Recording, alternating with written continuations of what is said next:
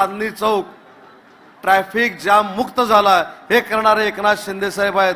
तेच आम्हाला नवले पुलाच्या बाबतीमध्ये करायचं आहे, तेच पुण्याच्या प्रत्येक रस्त्याच्या बाबतीमध्ये करायचं आहे आणि पुणेकरांना दिलासा द्यायचा आहे की आज पुणेकरांना जर घरातनं बाहेर पडायचं असेल आणि 15 मिनिटाचा रस्ता असेल तर त्यांना जवळजवळ 2 तास गाडीनं प्रवास करावा लागतो व 15 मिनिटाचा रस्ता 10 मिनिटांमध्ये काटण्याचं काम माननीय एकनाथ शिंदे साहेबांच्या नेतृत्वाखाली भविष्यामध्ये या पुण्यामध्ये नक्की होईल। यासाठीच मी सांगितलं, काही लोकांनी संकल्प केलेत परंतु खऱ्या अर्थानं नगरविकास खातं हे माननीय एकनाथ शिंदे साहेबांकडे आहे आणि एकनाथ शिंदे साहेब या पुणेकरांना जो शब्द देतील तो पूर्ण केल्याशिवाय गप्प बसणार नाहीत। ही खऱ्या अर्थानं लढाई श्रमशक्ती विरुद्ध धनशक्तीची आहे, खऱ्या अर्थानं लढाई शिवशक्ती विरुद्ध धनशक्तीची आहे। अनेक वेळा पत्रकार मला विचारतात धनशक्ती कोण आहे। खरं तर पत्रकारांनी जाहीरपणानं आम्हाला न विचारता दाखवलं पाहिजे की धनशक्ती कोण आहे। आज सर्वसामान्य आमचे उमेदवार या व्यासपीठावर बसलेले आहेत। मी एकतर मुंबईचं निलमताई उदाहरण देईन, आमच्या सुवर्णताई गवस नावाच्या एक महिला भगिनी आहेत ज्यांना माननीय एकनाथ शिंदे साहेबांनी उमेदवारी दिलेली आहे। त्यांचा व्यवसाय काय, आजही मागाठाणे भागामध्ये रस्त्याच्या बाजूला बसून भाजी विक्री करणारी महिला भविष्यामध्ये मुंबई महानगरपालिकेचे नगरसेवक होणार आहे। हे माननीय एकनाथ शिंदे साहेबांचं महिलांबद्दलचं धोरण आहे। आणि मी कधी कधी पुण्यात आल्यानंतर घाबरतो आपल्या विरोधातले जे सगळे उमेदवार आहेत त्यांची बॅलन्स शीट बघितल्यानंतर घामच फुटतो। काही लोकांचा 1000 कोटीचा टर्नओव्हर, काही लोकांचा 700 कोटीचा टर्नओव्हर, काही लोकांचा 500 कोटीचा टर्नओव्हर। कधी कधी असं वाटतं यांची बॅलन्स शीट बघून यांना तिकीट दिलेली आहेत, पण माननीय एकनाथ शिंदे साहेबांनी जो सर्वसामान्यातला सर्वसामान्य शिवसैनिक आहे, जो आम्हाला आमदार बनवण्यासाठी फिरतो, आम्हाला मंत्री बनवण्यासाठी फिरतो, पत्रक घेऊन घराघरामध्ये जातो, त्याच कार्यकर्त्याला नगरसेवक करण्याचा ध्यास माननीय एकनाथ शिंदे साहेबांनी घेतलाय। म्हणूनच सर्वसामान्य कुटुंबातले या महाराष्ट्रामध्ये अनेक महानगरपालिकेचे सदस्य होणार आहेत। काही दिवसापूर्वी नगरपालिकेची निवडणूक झाली। नगरपालिकेच्या निवडणुकीमध्ये 72 ते 75 अध्यक्ष हे शिवसेनेचे निवडून आले, पण आपल्यावर जे टीका करतात रोज सकाळ संध्याकाळ त्या शिवसेना युबीटीचे 287 पैकी फक्त 8 नगराध्यक्ष निवडून आले। आणि साहेबांची जादू अशी आहे, ज्या दिवशी 8 नगराध्यक्ष निवडून आले त्याच दिवशी त्यातल्या 3 नगराध्यक्षांनी आपल्या शिवसेनेमध्ये प्रवेश केला। मी साहेबांना सांगितलंय आता बाकी 5 लोकांकडे तुम्ही लक्ष देऊ नका, ती जबाबदारी उदय सामंतची आहे। नाही शून्य केलं तर नावाचा शिवसैनिक नाही, त्याच्यामुळे युबीटीची चर्चा करण्याची आवश्यकताच नाही। ते कशा पद्धतीनं मुलाखती देत आहेत, काल त्यांनी जाहीर केलं 29 महानगरपालिकेच्या निवडणुका आहेत। मला असं वाटत होतं की 29 महानगरपालिकेच्या निवडणुकीला किमान 29 सभा तरी घेतील, पण कार्यकर्त्यांच्या निवडणुकीसाठी दोन्ही पक्ष मिळून किती सभा घेणार आहेत, 6 सभा घेणार आहेत। ती गर्दी जमल्यावरच ते तिथं जाणार आहेत। ती सभा संध्याकाळचीच असणार आहे, ती काही सकाळची सभा नसते। पण ज्या प्रेमानं दुपारच्या 12च्या उन्हामध्ये हजारोंची संख्या एकनाथ शिंदे साहेबांची वाट बघते, त्याच 12च्या उन्हामध्ये माननीय एकनाथ शिंदे साहेब तुम्हाला भेटायला येतात। हे महाराष्ट्रातलं हे अभिनव उदाहरण आहे। रात्रीचे 12 असतील, दुपारचे 12 असतील, पहाटेचे 6 असतील, हे कधी एकनाथ शिंदे साहेबांनी बघितले नाहीत। माझा कार्यकर्ता आहे, त्याला ताकद मिळाली पाहिजे, माझ्या कार्यकर्त्याला सक्षम करण्याची भूमिका असली पाहिजे, यासाठी माननीय एकनाथ शिंदे साहेबांचा प्रयत्न असतो। आताच मी स्वराजचं भाषण ऐकलं। स्वराज सारखा एक युवा कार्यकर्ता आज पुणे महानगरपालिकेची निवडणूक लढवतोय। मला इथल्या मतदारांना हात जोडून एक विनंती करायची आहे की माझ्या आयुष्यामध्ये देखील मी वयाच्या 28व्या वर्षी विधानसभेची निवडणूक लढवली। ज्यावेळी तरुण वयामध्ये आपण एखादी निवडणूक लढवतो त्यावेळी त्याच्याकडे बघण्याचा दृष्टिकोन हा वेगळा असतो।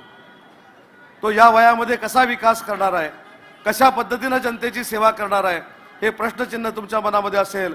पण मी स्वराजच्या माध्यमातून आपल्याला शब्द देतो की ज्या पद्धतीनं तुम्हाला नतमस्तक होऊन स्वराज व्यासपीठावर आला, त्याच पद्धतीनं निवडून आल्यानंतर पुढची 5 वर्ष नतमस्तक होऊनच तुमची विकासाची कामं करेल, त्याच्यामध्ये कुठचाही बदल होणार नाही। मला पोलिसांना एक विनंती करायची आहे, आपली ड्युटी मी समजू शकतो, तुमच्याबद्दल अजिबात आक्षेप नाही, परंतु सगळे आपले पदाधिकारी आहेत, कोणीही एकनाथ शिंदे साहेबांना त्रास देईल अशी व्यक्ती इथं आलेली नाही, आणि जर त्रास देणारा असेल तर पोलिसांच्या आधी आम्ही त्याला सरळ करू, तुम्ही अजिबात चिंता करू नका. कारण 12-12:30च्या उन्हामध्ये ज्यावेळी हजारोंच्या संख्येनं साहेबांवर प्रेम करणारी जनता जमते, ते तुमचं सगळ्यांचं देखील सहकार्य अपेक्षित आहे. कारण हे कोणाला अपेक्षित नसेल, कात्रजच्या घाटामध्ये 7-8 हजार लोक एकत्र जमतात आणि माननीय एकनाथ शिंदे साहेबांचं स्वागत करतात, हे कोणी स्वप्नात देखील बघितलं नसेल. आणि यासाठीच सुरुवातीला सांगितलं की कात्रज घाटातनं प्रचाराला सुरुवात एवढ्यासाठीच केली की भल्या भल्याना कात्रजचा घाट दाखवायचा आहे, आणि तो तुमच्या आशीर्वादाने आम्ही नक्की दाखवू, हा विश्वास माझ्यासारख्या कार्यकर्त्याच्या मनामध्ये आहे. 35 कोटी रुपये कात्रज विकास आघाडीला दिले म्हणजे आमची जबाबदारी संपली नाही. नमेश बाबरनी मला सांगितलं होतं त्यातले 10 कोटी रुपये पाण्यासाठी द्या. एका मिनिटात 10 कोटी रुपये माननीय एकनाथ शिंदे साहेबांनी पाण्यासाठी दिले. त्यातले 25 कोटी रुपये हे रस्त्यांसाठी द्या. 30 सेकंदामध्ये एकनाथ शिंदे साहेबांनी 25 कोटी रुपये रस्त्यांसाठी दिले. आता 159 कोटी रुपयाची मागणी केलेली आहे. मी जबाबदारीनं सांगतोय, आचारसंहिता आहे म्हणून जास्त काही जाहीर करत नाही. जो काही कात्रज विकास आराखडा असेल त्या कात्रज विकास आराखड्याला एकही रुपया आम्ही कमी पडू देणार नाही, हे मी शिंदे साहेबांच्या वतीने या ठिकाणी सांगतो. आणि ज्या 159 कोटीचा मी उल्लेख केला, ते 159 कोटी ऑलरेडी एकनाथ शिंदे साहेबांनी मंजूर केलेले आहेत. त्याच्यामध्ये नरेगाव असेल, जांभूळवाडी असेल, कोळेवाडी असेल, भिलारेवाडी असेल, मांगडेवाडी असेल, गुजर निंबाळकरवाडी असेल, या ड्रेनेजच्या लाईनसाठी 159 कोटी रुपये तुम्हाला मंजूर करून माननीय एकनाथ शिंदे साहेब या ठिकाणी येत आहेत. ते संकल्प करत नाहीत, जो संकल्प करतात तो पूर्ण करतात. आणि म्हणून कात्रजकरांना मला विनंती करायची आहे की जो नेता आपल्याला मतदानाच्या पूर्वी निधी उपलब्ध करून देतो, जो नेता मतदानाचा विचार न करता आपल्या सगळ्यांच्या मागे ठामपणानं उभा राहतो, त्याच्या मागे कात्रजकर ठामपणानं उभे राहिले पाहिजेत. हा खऱ्या अर्थानं आज संकल्प करण्याचा दिवस आहे. 15 तारखेला निवडणूक आहे. धनुष्यबाणासमोरचं आपल्याला बटन दाबायचं आहे. आज आलेल्या गर्दीनं प्रत्येकी 5 मतं जरी आणली तरी समोरच्याचं डिपॉझिट गुल होणार आहे. एवढी ताकद तुमच्यामध्ये आहे. मग आता ही 5 मतं आणायची की नाही, हा निश्चय आणि शपथ आज या सभेच्या निमित्तानं तुम्हाला करायची आहे. मी आवर्जून इथं सांगेन की आपला मित्रपक्ष भारतीय जनता पार्टी बरोबर प्रामाणिकपणानं युती करण्याचा प्रयत्न विजय बापू शिवतरे असतील, व्यासपीठावर उपस्थित असलेल्या निलमताई असतील, व्यासपीठावरचे सगळे आमचे नेते मंडळी असतील, यांनी प्रामाणिकपणानं युती करण्याचा प्रयत्न केला. शेवटच्या तासापर्यंत आम्ही भारतीय जनता पार्टीची वाट बघत होतो, परंतु ठीक आहे, कदाचित त्यांच्या कार्यकर्त्यांना तिकीट द्यायला ते अपयशी ठरत असतील म्हणून शिवसेनेबरोबर त्यांनी युती तोडली. पण सगळ्यांनाच शिवसेनेची ताकद कळली. एका तासात या पुण्यामध्ये 120 उमेदवार उभे करण्यामध्ये आपण यशस्वी झालो. आणि म्हणून प्रचाराच्या शुभारंभात मी सांगितलं होतं की या शिवसेनेला विश्वासात घेतल्याशिवाय या पुणे महानगरपालिकेचा महापौर पुणेकर व्हायला देणार नाहीत, हा देखील विश्वास माझ्यासारख्या कार्यकर्त्याच्या मनामध्ये आहे. आणि म्हणून परिवर्तन अटळ आहे. अनेकांनी सर्वे केले होते. पहिले सर्वे करत असताना आम्हाला सांगत होते की तुम्ही 5 ते 8 मध्ये आहात, आणि मोठे पक्ष हे 100च्या पुढे गेलेले आहेत. 2 नंबरचा पक्ष, पक्षाची नावं घेत नाही, पक्षाची नावं माझ्यापेक्षा तुम्हाला चांगली माहिती आहेत. जो 1 नंबरचा पक्ष आहे तो 125 पर्यंत गेला असं सर्वेमध्ये सांगण्यात आलं. 2 नंबरचा जो पक्ष आहे तो काहीतरी 50 पर्यंत गेला असं सांगण्यात आलं.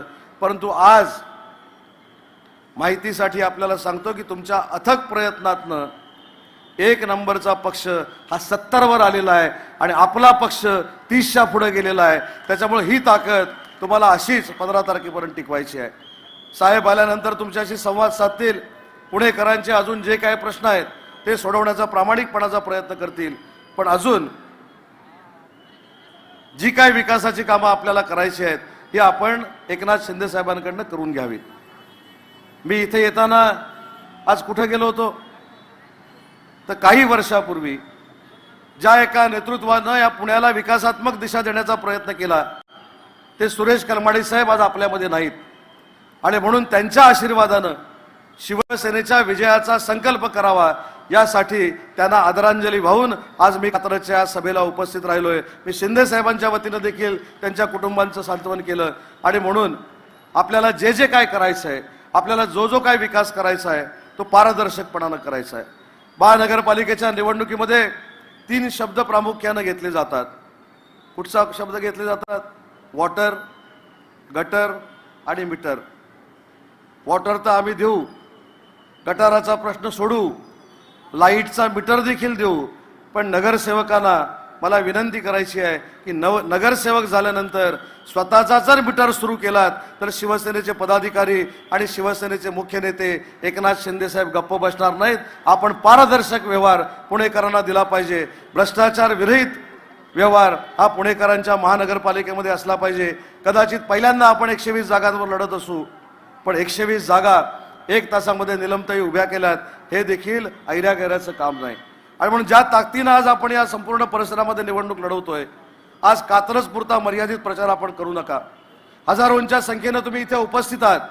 पुण्यामध्ये जिथे तुमचे नातेवाईक आहेत, जिथे जिथे तुमचा संपर्क आहे, जिथे जिथे तुमचा गोतावळा आहे, तिथे सांगा की यावेळी एकनाथ शिंदे साहेबांच्या शिवसेनेला म्हणजे धनुष्यबाणाला आपल्याला मतदान करायचं आहे आणि भाकरी परतवायची आहे, परिवर्तन करायची आहे, भ्रष्टाचाराला मूठमाती द्यायची आहे.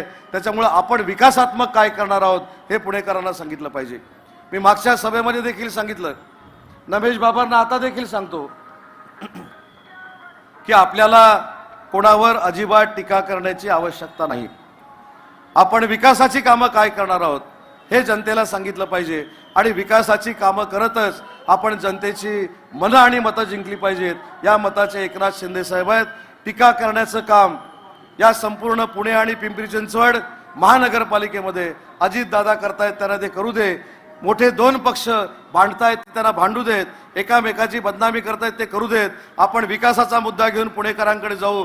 पुणेकरांना सांगू आमचे उमेदवार गरीब असतील, आर्थिक त्यांच्याकडे पाठबळ कमी असेल, पण विकास करण्याची ताकद आणि विकास करणारं पाठबळ एकनाथ शिंदे साहेबांचं 100% त्यांच्यासोबत आहे. हा विश्वास आपण पुणेकरांना दिला पाहिजे. आणि पुणे ही सांस्कृतिक राजधानी आहे, पुणे ही शैक्षणिक पंढरी आहे. पुणेकर विचार करून मतदान करतात. त्याच्यामुळे यावेळी 15 तारखेला विचार करून मतदान करत असताना पुणेकर सगळंच्या सगळं मतदान बाळासाहेबांचं प्रेम असलेल्या पुणे महानगरपालिकेचं मतदान हे धनुष्यासमोरच्या बटनाला करेल, हा विश्वास आजच्या वातावरणातनं आपल्याला सगळ्यांना दिसतोय. आज आलेल्या प्रत्येकाच्या डोक्यावर शिवसेनेची टोपी आहे. आज प्रत्येकाच्या गळ्यामध्ये शिवसेनेचा मफलर आहे. पण जरी ही टोपी शिवसेनेची असली तरी या उमेदवारांच्या वतीनं मी तुम्हाला शब्द देतो, जे नगरसेवक शिवसेनेचे निवडून येतील ते कधीही पुणेकरांना टोपी घालणार नाहीत. ते विकासात्मकच काम करतील आणि विकासातनं तुमची मतं जिंकतील. हा देखील विश्वास त्यांच्या वतीनं या ठिकाणी मी देतो. आज मोठ्या संख्येनं आपण या ठिकाणी जमला त्याबद्दल आपल्या सगळ्यांचे आभार मानतो. आणि आश्चर्य एवढ्या गोष्टीचं आहे की भर 12च्या उन्हामध्ये चांदण्यात बसल्यासारखे तुम्ही बसलेला आहात. हे तुमचं शिवसेनेवरचं प्रेम आहे. काही लोकांना माणसं गोळा करावी लागतात, काही लोकांना माणसं गोळा करत असताना दादागिरी करावी लागते, काही लोकांना माणसं गोळा करत असताना पैसे द्यावे लागतात. पण एकनाथ शिंदे साहेबांवरचं प्रेम पैशाच्या पलीकडे कसं आहे? 12:30 वाजता 1 वाजता मगाशी 7,000चा आकडा सांगितला होता, आता तो 10,000 पर्यंत गेलेला आहे. 10,000 लोक आपल्या नेत्याला बघायला 12:30च्या उन्हामध्ये कसे असतात हे कोणाला जर बघायचं असेल तर कात्रजला यावं लागेल.